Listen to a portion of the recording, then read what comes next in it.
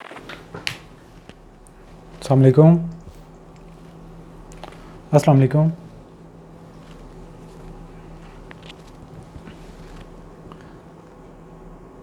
अस्सलाम वालेकुम। आवाज़ आ रही है मेरी?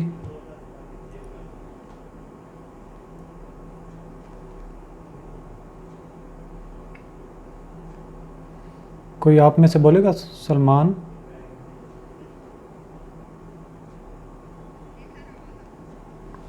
अच्छा, आवाज़ आ रही है। अच्छा, कोई सवाल करे सबसे पहले? कौन करेगा सवाल?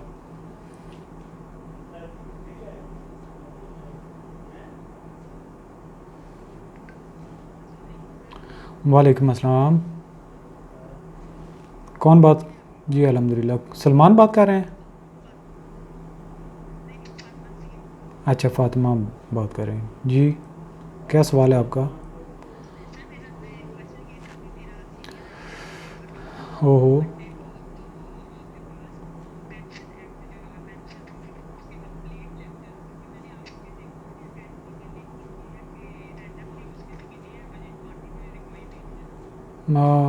असल में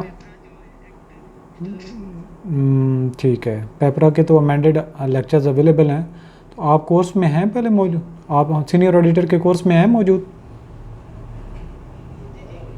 आप सीनियर ऑडिटर के कोर्स में हैं हमारे?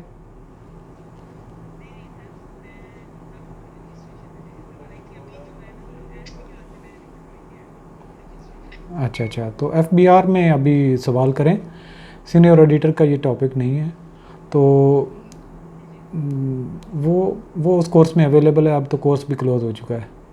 अब जितनी तैयारी आपने करनी थी कर ली है। अब इतना टाइम नहीं है आप नए सारे लेक्चर्स कवर करें।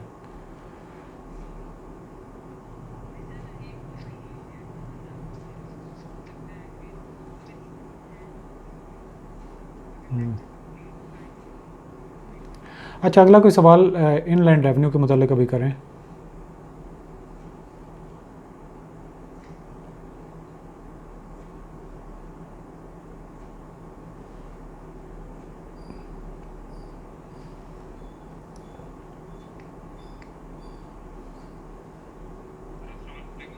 वालेकुम अस्सलाम जी तैमूर।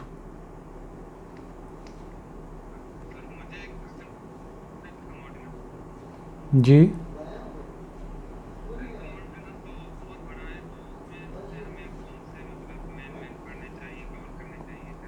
अब अभी जो मैं पढ़ा रहा हूँ वही कवर करते रहें, वही काफ़ी है।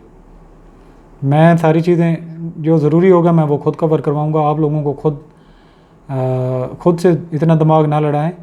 मैं अभी मौजूद हूँ तो मैं चीज़ें कवर करूँगा। क्या चीज़ कवर कर कितनी करनी वो कर लूँगा मैं।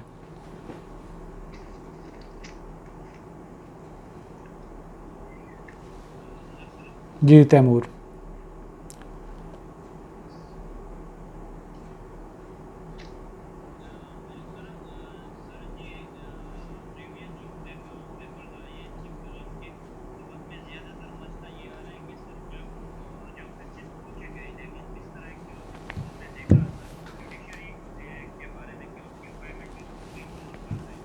जु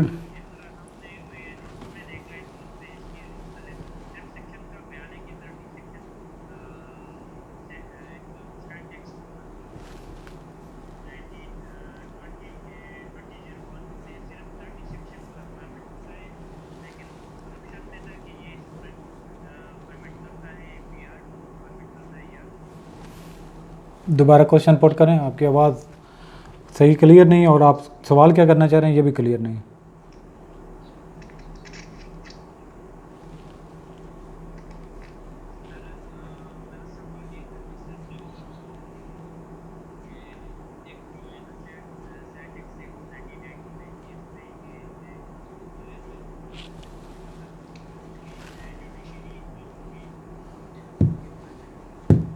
जुडिशरी की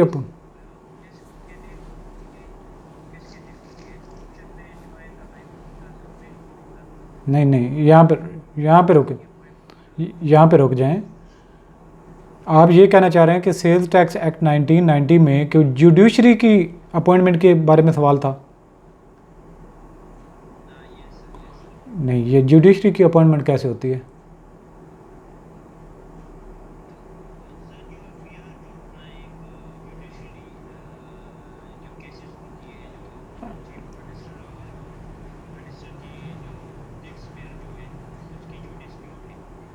वो तो एपलेट ट्राइब्यूनल की आप बात कर रहे हैं? एपलेट ट्राइब्यूनल का जो एपलेट ट्राइब्यूनल की आप बात कर रहे हैं? एपलेट ट्राइब्यूनल की भी जो अपॉइंटमेंट होती है, जो कमिश्नर होता है, कमिश्नर अपील्स, उसकी भी सेम सेक्शन 30 के मुताबिक ही अपॉइंटमेंट होती है जिस तरीके से बाकी की होती है। लेकिन वो चीफ कमिश्नर इनलैंड रेवेन्यू को वो जवाबदेह नहीं होता, उसका अपना एक मैंडेट होता है। उसके काम में चीफ FBR जो है वो नहीं इंटरफेयर कर सकता है। चीफ कमिश्नर इनलैंड रेवेन्यू वो इंटरफेयर नहीं करेगा, क्योंकि वो सिर्फ और सिर्फ अपील का मैंडेट उसके पास होता है। और हो सकता है कि चीफ कमिश्नर इनलैंड रेवेन्यू की भी कोई ग्रीवेंसेस उसके पास चले जाएं। अच्छा, अगला कोई सवाल करें।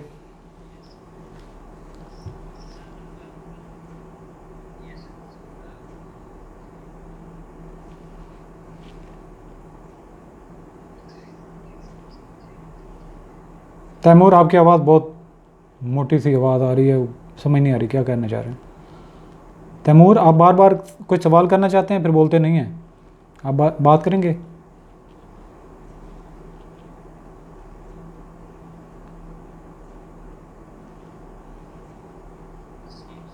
वालेकुम अस्सलाम, आमिर बोलते हैं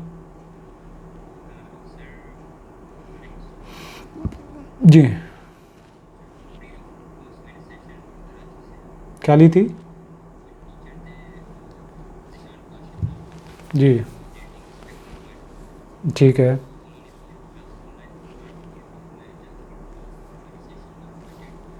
जी,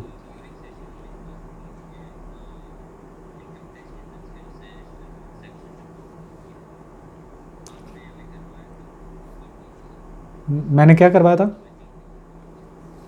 मैंने क्या? हम्म हम्म हम्म, हम्म।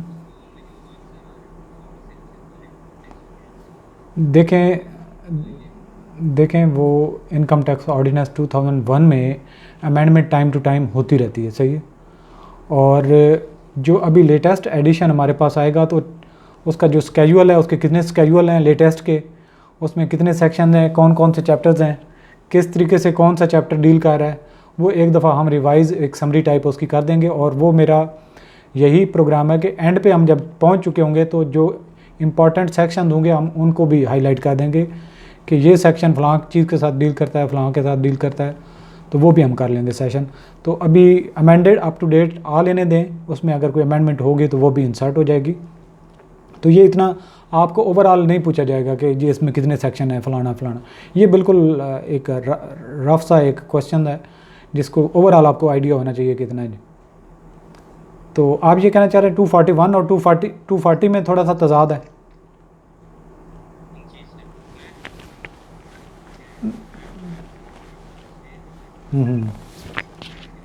कोई नहीं, ये चीज़ें जो है वो समरी में ऑर्डिनेंस में मिल जाती हैं, तो वो बंदा रेक्टिफाई कर लेता है, कंफर्म कर लेता है। अब मैंने जो एडिशन से बात की होगी वो मेरे ख्याल में 2019 का था शायद, या 2020 का था, सॉरी 2020 के सेशन में था। तो 2020 में भी शायद अमेंडमेंट 21 में अब दोबारा कोई ना कोई अमेंडमेंट आ सकती है, तो ये तो चांस रहता है ना। जी अली नवाज़, जी आमिर, कोई बात करे।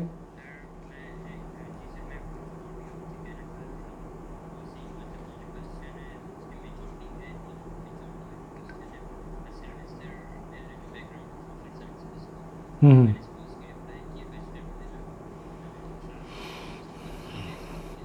ठीक है।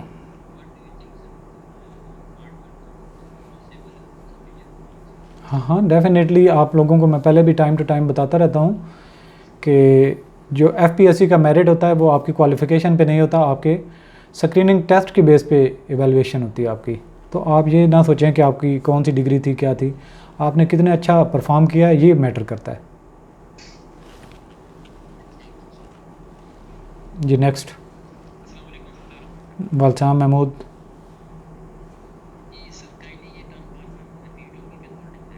हाँ हाँ।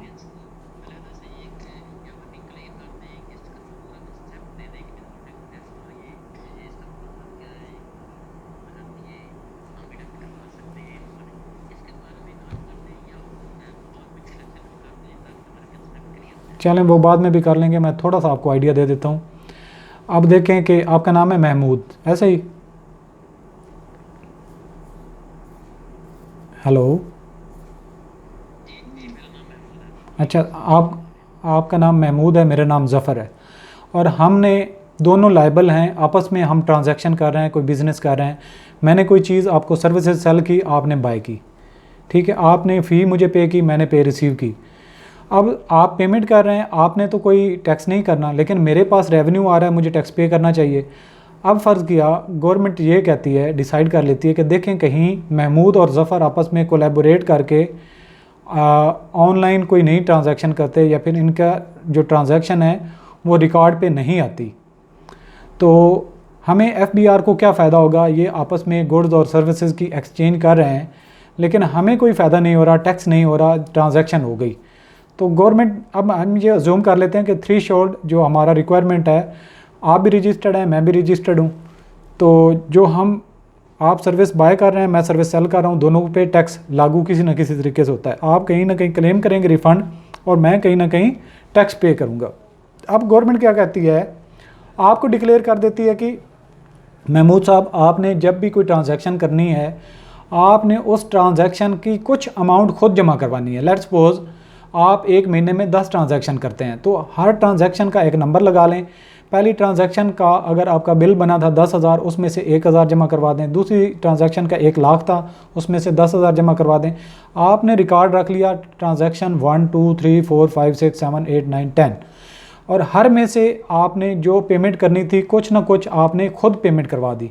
अब इट्स मीन आपने जब उसकी ट्रांजैक्शन की जो टैक्स कलेक्ट आपने रखा, उसका हिस्सा वो जो पे किया, तो गवर्नमेंट के सामने आ गया कि इस महमूद ने 10 ट्रांजैक्शन की थी और फलां फलां बंदे के साथ की थी, इसने अपने हिस्से का पे कर दिया है, और मिस्टर XYZ जो मेरे समेत है वो अब पे करेंगे तो उनकी जान छूटेगी। अब दूसरे हैं वो पे ही नहीं करते, आपकी ट्रांजैक्शन को दोबारा देखा जाता है और उनके साथ मैच किया जाता है NTN के नंबर से, CNIC के नंबर से, किसी भी तरीके से, तो वो पता चलता है कि वो बंदे ट्रांजैक्शन की या जो उन्होंने सर्विसेज बाय की या सेल की वो पे ही नहीं कर रहे। विद होल्डिंग का मकसद ये है कि एक बंदे पे, जिस तरीके से वो पुलिस पकड़ के ले जाती है ना, एक बंदे से पूछती हाँ बताओ केस क्या था, दूसरे से पूछती हाँ जी बताओ क्या केस था, ताकि सच का पता चल सके। तो यहाँ पे विद होल्डिंग का मतलब ये होता है कि जो उससे बाय कर रहा है वो टैक्स को इवेड ना करे, कुछ हिस्सा एक बंदा पे कर दे, दूसरा हिस्सा रिमेनिंग पे करेगा तो उसकी जान छूटेगी, नहीं तो वो चीज़ इनकम्प्लीट रहेगी। तो मतलब टैक्स इवेजन को कंट्रोल करने के लिए उसको 2 हिस्सों में डिवाइड कर लिया जाता है। कुछ समझ आई है इसकी?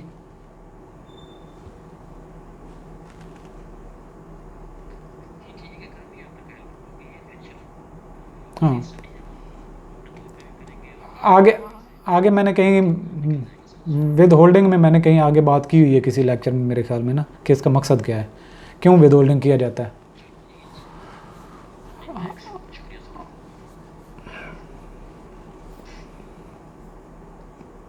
इमरान,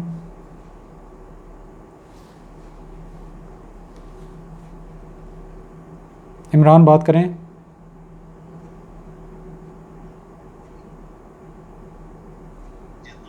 वालेकुम अस्सलाम।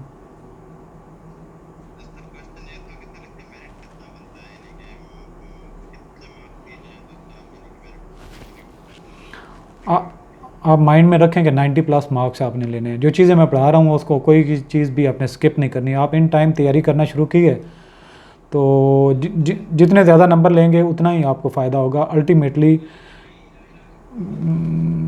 ये माइक बंद कर लें, जो एक सवाल जो कर रहा होता है वो ठीक है, बाकी बाकी सवाल। अच्छा, तो अभी आप इसमें कंफ्यूज ना हूँ, जितने नंबर ज़्यादा होंगे उतना ही अच्छा है। तो डेफिनेटली जब हमने, मैं पहले भी कोट कर रहा था एक दफ़ा कि जब हमने टेस्ट दिया था 2015-16 में, मैंने 1 टाइम चीज़ों को गो थ्रू किया था और ओपन मेरिट पे क्वालिफाई कर गया था। और जो मुझे अब लगता है कि जगह जगह पे एकेडमीज़ भी हैं, हर कोई पढ़ा भी रहा है, तो ज़ाहिर बात है एक अच्छी बात है। अच्छी बात यह है कि हर एक को एक गाइडलाइन का प्लेटफॉर्म मिल गया है। तो ज़ाहिर बात है जब लोग तैयारी करके जाएंगे तो मेरिट तो ऊपर जाएगा।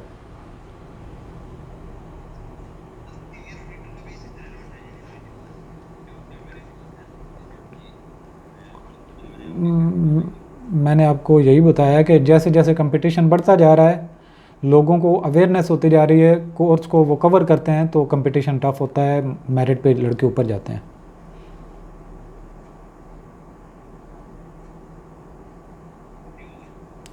जी अली आप बात करें, अली नवाज़, आपने माइक ऑन रखा हुआ है, करें बात।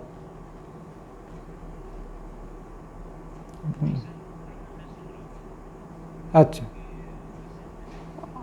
आप भी कर सकते हैं सवाल, कोई नहीं, सवाल कोई भी माइंड में आता है तो कर लें।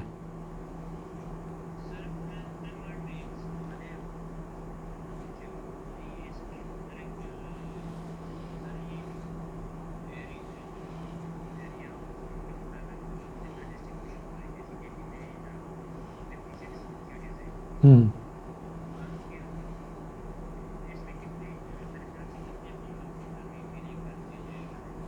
वो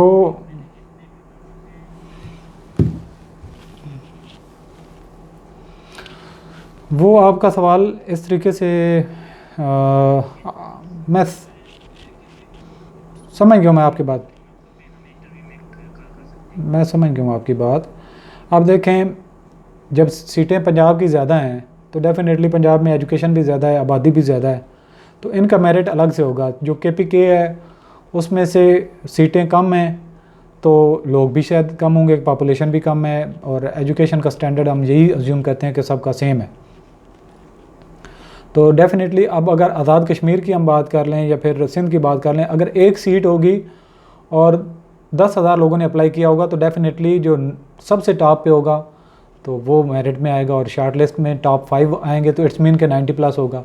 अगर जब सीटें बढ़ जाती हैं, लोगों की तादाद कम होती है, तो डेफ़िनेटली फिर जितनी आपकी वैकेंसीज़, आप अगर दोबारा ऐड को पढ़ें तो जितनी आपकी वैकेंसीज़ थी, मल्टीप्लाई बाय 5 कर लें, उनको शार्ट लिस्ट करेंगे, और मल्टीप्लाई बाय 3 कर लें तो इंटरव्यू के लिए उस एरिया में से कॉल करेंगे।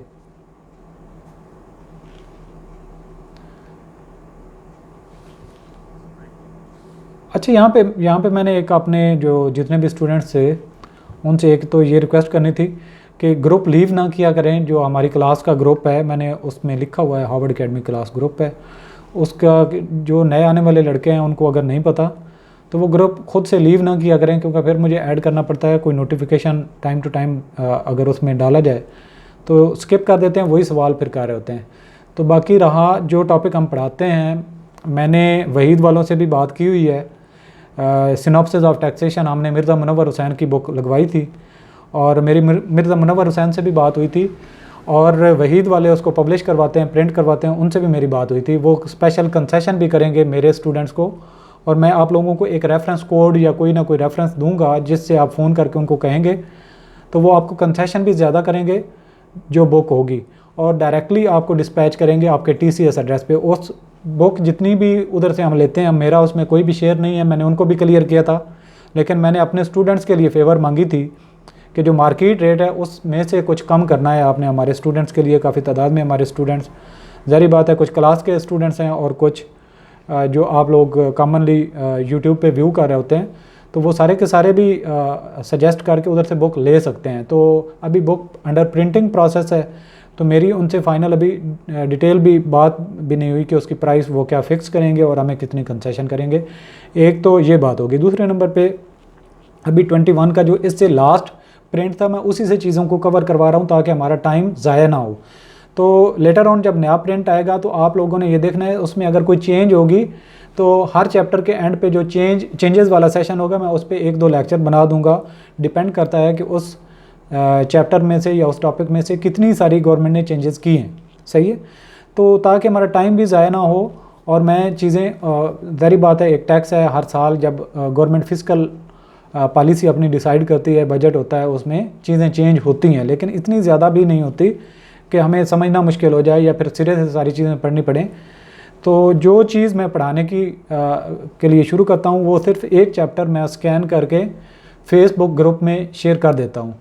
तो इंशाल्लाह ये जब ये वीडियो भी आप देखेंगे तो इसके भी डिस्क्रिप्शन में मैं फेसबुक का जो लिंक है ग्रुप का अपना वो शेयर कर दूंगा। उससे फ़ायदा ये होगा कि आप से कोई फ़ाइल गुम हो जाती है तो आप उस ग्रुप में ऑलरेडी होंगे, फाइल्स ऑलरेडी पड़ी होती हैं तो आप उसमें से डाउनलोड कर लेते हैं।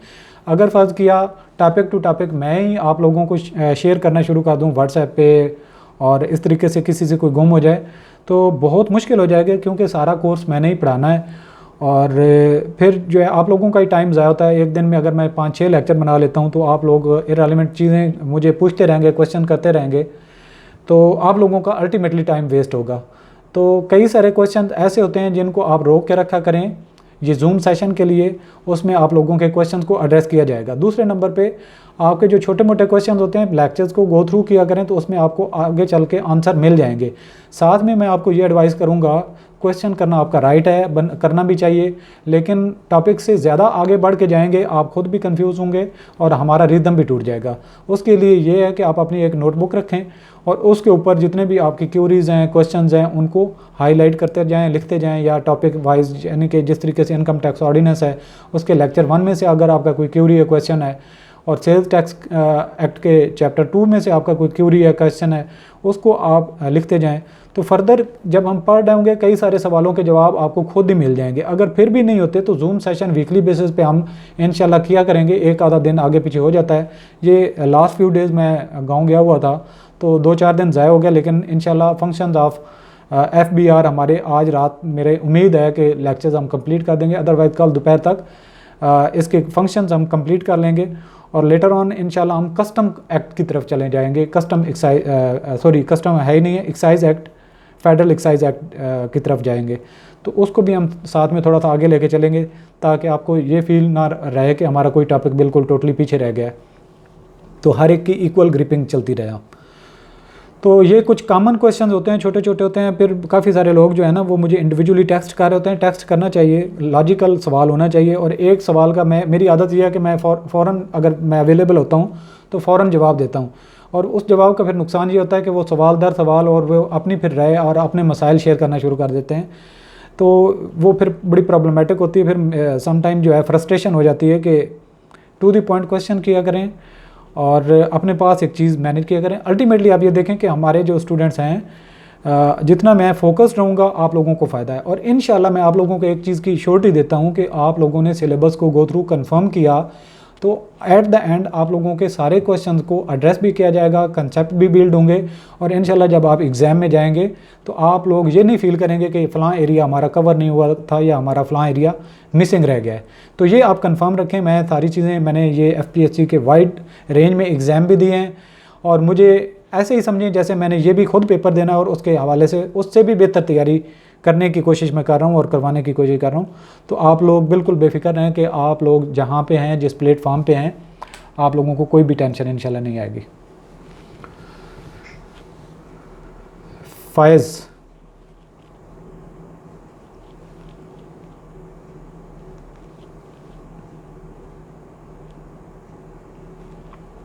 अच्छा यहाँ पे एक क्वेश्चन आया मेरे पास। ये लड़के ने सवाल किया कि numerical type questions are included in IIR test. देखें मैं एक आप लोगों को बात बता दूं, इनकम टैक्स है या सेल्स टैक्स है, इसमें हर चैप्टर में कुछ न्यूमेरिकल्स होते हैं। न्यूमेरिकल्स मैंने ये भी कवर करने हैं और जब नया प्रिंट आ जाएगा तो उससे भी मैंने न्यूमेरिकल वाइड रेंज में करवाने हैं इंशाल्लाह, मुझे टाइम मिल गया तो। और इसका फ़ायदा ये होता है कि न्यूमेरिकल करने से जो थ्योरी में हमने बातें कवर की होती हैं वो सारी ग्रिप हो जाती हैं। न्यूमेरिकल भले सेम टू सेम पेपर में नहीं आएंगे लेकिन छोटी मोटी बात पूछी जा सकती है, और जब वो बात पूछी जाएगी तो डेफिनेटली अगर आपका न्यूमेरिकल पे ग्रिप है, थ्योरी के साथ साथ न्यूमेरिकल ही वो चीज़ है। ये थ्योरी हम क्यों पढ़ते हैं? टैक्स कलेक्शन के लिए। और टैक्स कलेक्शन किस तरह से होती है? अमाउंट से होती है, पैसों से होती है, और वो किस तरह होती है? नंबर में होती है। न्यूमेरिकल काउंट होते हैं तो फिर आपको थ्योरी समझ आती है। तो न्यूमेरिकल के बगैर थ्योरी समझना मुश्किल है, और थ्योरी अगर सिर्फ पढ़ लें तो न्यूमेरिकल को छोड़ दें तो आप लोगों की ग्रिप नहीं बनेगी। तो कुछ ऐसी चीज़ें हैं कि हम ना भी पढ़ें तो गुजारा हो सकता है, लेकिन हम एक दफ़ा जब चीज़ों को कर रहे हैं तो मेरा ये मोटो है कि इंशाल्लाह आप फ्यूचर में कभी भी लाइफ में उस टॉपिक को दोबारा पढ़ें तो आपको ये ना फील हो कि ये टॉपिक आपका कहीं से मिसिंग है, वो टॉपिक आपका ओवरऑल जो प्रोफेशनल लेवल पे हर जगह पे काम आएगा। तो मेरा टारगेट ये है, कोई भी चीज़ रह ना जाए। और दूसरे नंबर पे मैंने एक चीज़ आप लोगों से शेयर करनी थी।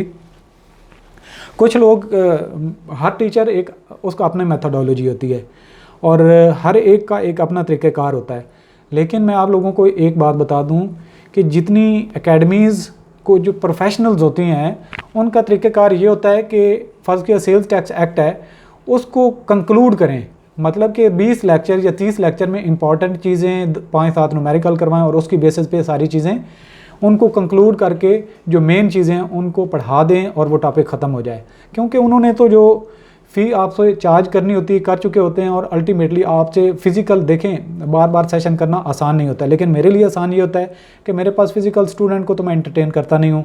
और जब मैं लेक्चर्स एक तैयार करना होता है तो आप लोगों को घर बैठे ही एक दफ़ा ऑनलाइन होते हैं तो 3 लेक्चर ले लें या 1 ले लें वो एक ही बात है। जबकि जब एक फ़िज़िकल क्लास अरेंज की जाती है तो उसमें बहुत सारी चीज़ें मैनेज करना पड़ती हैं, एकेडमी को भी, टीचर को भी और हर लिहाज से, तो वो चीज़ें शॉर्ट करते हैं। मैं इस तरीके से सिलेबस को गो थ्रू क्यों करवा रहा हूँ, उसके बिहाइंड में एक इसकी साइकोलॉजी भी है या एक लॉजिक भी है कि कंसेप्ट के साथ साथ मैं चीज़ आपको थोड़ी सी समरी भी बताता हूँ, साथ में सादा अल्फाज में उसकी कोई एग्जांपल भी कोट करने की कोशिश करता हूँ और बाद में आपको टेक्स्ट की तरफ लेके जाता हूँ, रीडिंग की तरफ।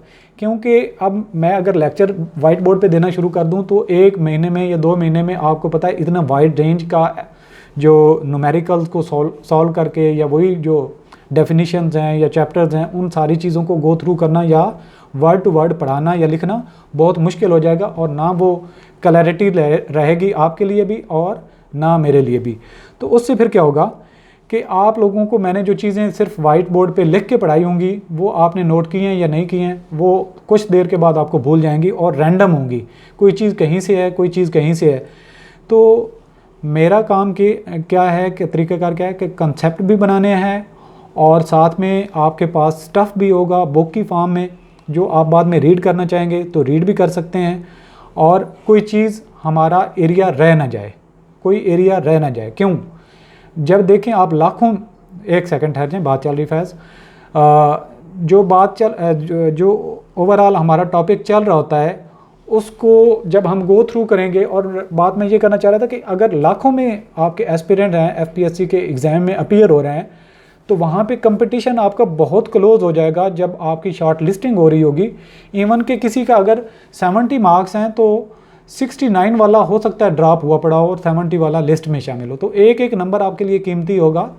तो कोई भी एरिया, कोई भी ऐसी चीज़ मैं छोड़ना नहीं चाहता जिससे आपका एक नंबर भी ज़ाया हो और फिर आप उस मेरिट में जिसकी आप ख्वाहिशमंद हैं, जिसके लिए आप एफ़र्ट कर रहे हैं, उसमें से रह जाएँ। तो मतलब रूट हमारा, अगर आपने लाहौर जाना है सीधे रास्ते पे चले हैं और कंप्लीट रास्ता आप सही तरीके से करेंगे तो ठीक है।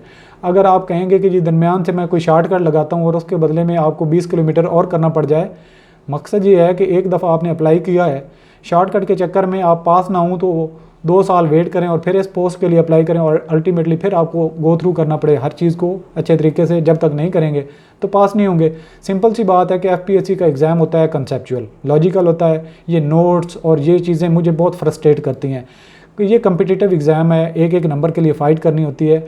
अगर आप सिर्फ़ और सिर्फ कहेंगे कि मेरी नोट्स की बेस पे मैं चीज़ों को लेके चलूँ तो आप बिल्कुल इस गलतफहमी को ज़हन से निकालें।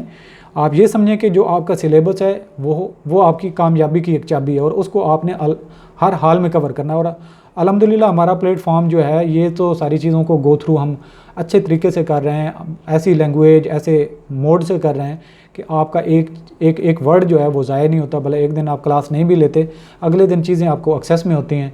तो आप अपने वीकली टारगेट सेट करें। आप माशाल्लाह से मैच्योर हैं, कन्विंस आपको आपके फ्यूचर ने करना है। मैं जितनी भी आपको मोटिवेशन करता रहूँ, एडवाइसेस करता रहूँ, आपके फ्यूचर ने आपको मोटिवेट करना है। आज अगर आप मेहनत करेंगे तो कल को अच्छा आपका फ्यूचर होगा। तो ये चीज़ आपको मोटिवेट करेगी। इसकी बेस पे ही आप मेरे सामने आज बैठे हुए हैं, और इसके साथ ही आपने इस पैशन के जब चलना है तो चीज़ें इंशाल्लाह गो थ्रू भी होंगी। जब आप ये इंटेंशन लेके चलेंगे कि आपने हर चीज़ को लर्न करना है, तो इंशाल्लाह शुरू में थोड़ी सी चीज़ें मुश्किल लग रही होती हैं, लेकिन आहिस्ता आहिस्ता हर चीज़ पे ग्रिप बनना शुरू हो जाती है। तो वो आपका एक असासा भी है, एसेट भी है। ये एक आपका इल्म जो आप हासिल कर रहे हैं, ये आपकी फील्ड के साथ साथ आपको प्रैक्टिकल लाइफ में भी काम आने वाली चीज़ है। तो यहाँ पे एक दरमियान भाई बात करने लगे थे, मैंने जिनको टोका था, बात कर लें। वालेकुम अस्सलाम।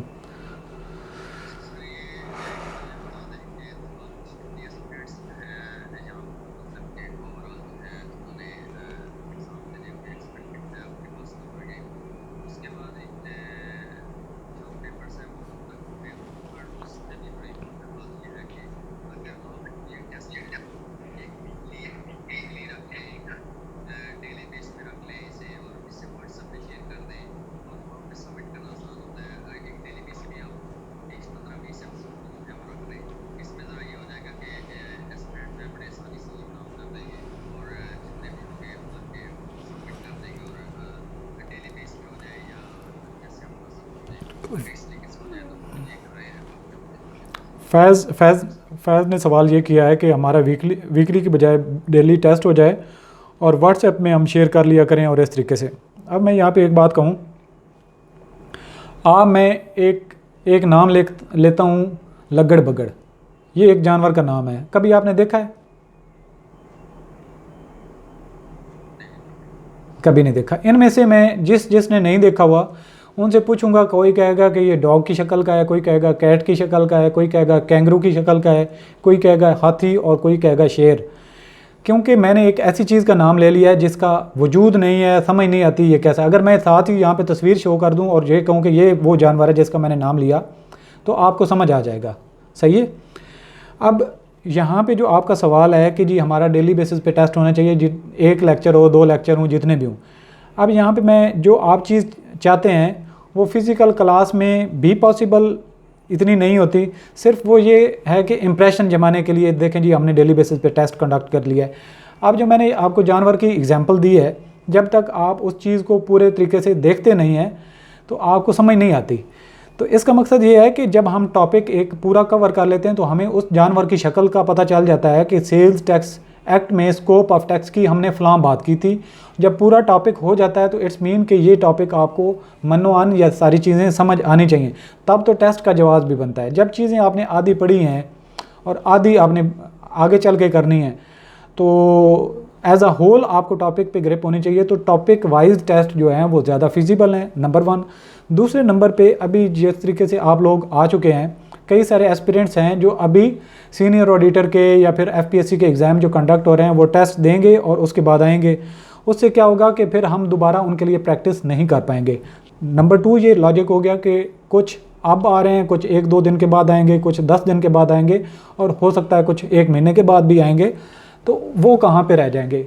मकसद ये है कि अगर कोई अपनी मसरूफियत की वजह से लेट ज्वाइन करेगा, सिलेबस को गो थ्रू करेगा, जब हमारा सिलेबस कंप्लीट हो जाएगा, हमने पूरे सिलेबस को फिर गो थ्रू करना है। वो जो आप प्रैक्टिस कह रहे हैं कि जी हमारा टेस्ट होना चाहिए और उसका रिज़ल्ट शेयर होना चाहिए, जब हमारा एक दफ़ा सिलेबस गो थ्रू हो जाएगा, फिर हम सारे के सारे जो पीछे रहे होंगे उनमें से कई सारे हमें मिल चुके होंगे, तो हम एग्ज़ाम जो एग्ज़ाम आपके नवंबर में होंगे, ये माइक ऑफ रखा करें क्योंकि दरमियान में डिस्टॉर्शन आती है, बाद में वो रिदम ही नहीं रहता। मैं कहना क्या चाह रहा था, तो जब आप लोगों के एग्ज़ाम में से 10, 12, 15 दिन रहते होंगे तो हम पूरे सिलेबस को गो थ्रू इंशाल्लाह करेंगे और उनके मॉक टेस्ट भी कंडक्ट करेंगे। आप लोगों के लिए प्लेटफॉर्म भी व्हाट्सएप ओपन कर देंगे जिसमें आप लोग अपना रिज़ल्ट शेयर किया करना।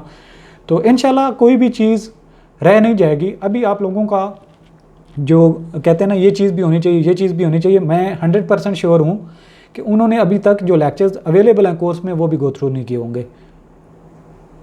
और जिसके पास टाइम बच जाता है, फंस गया। मेरी स्पीड कम है, मैंने तो बहुत सारे स्टूडेंट्स को देखना होता है और सिलेबस को भी देखना है, और अल्टीमेटली मैं भी एक इंसान हूँ, मैंने अपनी एक्टिविटीज़ को भी देखना है।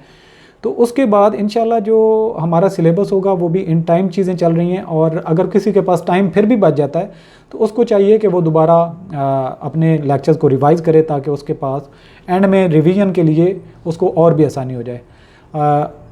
जो ये हाथ उठा रहे हैं ज़रा सवाल कर लें।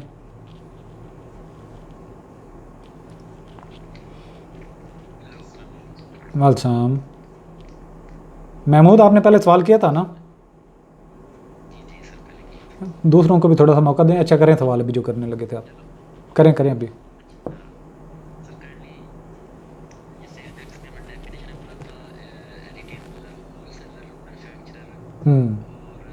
डिस्ट्रीब्यूटर। हम्म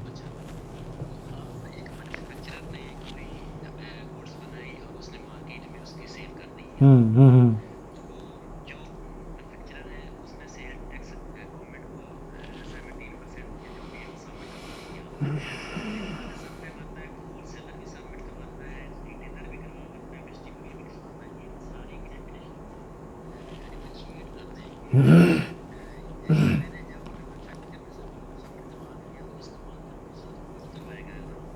हम्म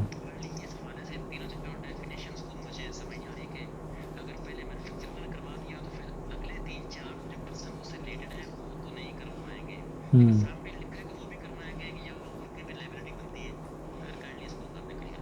हम्म। इसमें सिंपल सी बात है, आपने अगर सेल्स टैक्स का क्रक्स जो है, एक बंदा बाय कर रहा है, एक बंदा सेल कर रहा है। जो सेल करने वाला है वो कहीं ना कहीं से बाय भी कर रहा है, और एक बंदा रह जाता है। हयात, हयात यास्मीन, ये मर्द है या औरत है? हेलो। अच्छा, फीमेल, फीमेल हैं तो आप एक दफ़ा मुझे सवाल एक जो मैंने लिया है ज़रा उसको मुझे कर लेने दें, उसके बाद मैं करता हूँ। आप ज़रा इसको रुकें, मुजीब आप भी रुकें, हयात आप भी रुकें, ज़रा मुझे सवाल का पहले जवाब दें, सवाल का जवाब दे लेने दें, फिर उसके बाद आप अपनी टर्न पे आ जाएं। अच्छा, यहाँ पे मैं बात कर रहा था कि एक मैन्युफैक्चरर है, उससे ले के जितना भी ये प्रोसेस आपने नाम लिया, डिस्ट्रीब्यूटर है, रिटेलर है, मैन्युफैक्चरर, होल सेलर, सारे हर एक को देखेंगे तो वो सेल के साथ साथ कुछ परचेजेस भी कर रहा है। और एक बंदा मुजरिम जो है वो बच जाता है कंज्यूमर, जो बेचारा इस्तेमाल करता है और उसके पास सिर्फ इनपुट होता है, वो फर्दर सेल नहीं करता, यानी वो सिर्फ इस्तेमाल कर देता है और वो चीज़ एंड हो जाती है। तो जिसके पास परचेजिंग प्लस सेल, यानी कि उसके पास इनपुट भी है, प्रोसेस के बाद आउटपुट भी है, तो वो तो इनपुट टैक्स की फॉर्म में क्लेम कर लेता है और अल्टीमेटली टैक्स पे करता है कंज्यूमर। तो ये कंज्यूमर से पैसा रिटेलर जमा करता है, रिटेलर से दूसरा होलसेलर लेता है, होलसेलर से मैन्युफैक्चरर की तरफ जाता है। तो पे करने के अगर एक दफ़ा उसने पे भी कर दिया तो कोई बात नहीं, दोबारा उसको रिफ़ंड हो जाता है। और डिडक्शन जो हो रही होती है या जो क्लेम होते हैं इनपुट टैक्स की फॉर्म में, ये वही चीज़ होती है कि उसने जो डुप्लीकेशन से अवॉइड करने के लिए, ये सिंपल सा लॉजिक है, आपको समझ आ जाना चाहिए। अब मारिया आप बात करें, इसके बाद हयात यास्मीन आएंगी। मारिया हिम्मत कर लें, ज़रा बोल लें, मेरे ख्याल में आपका स्क्रीन पे सामने नाम शो हो रहा है।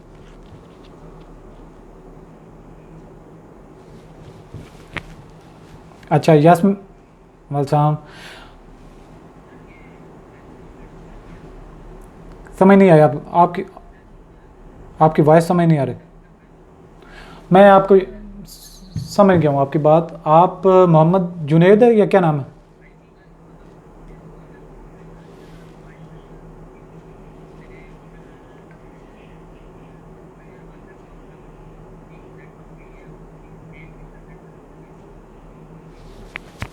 देखें, आप आईपी एड्रेस बार बार सुने, आप आईपी एड्रेस बार बार चेंज करेंगे, सिस्टम आपको ब्लॉक कर देगा।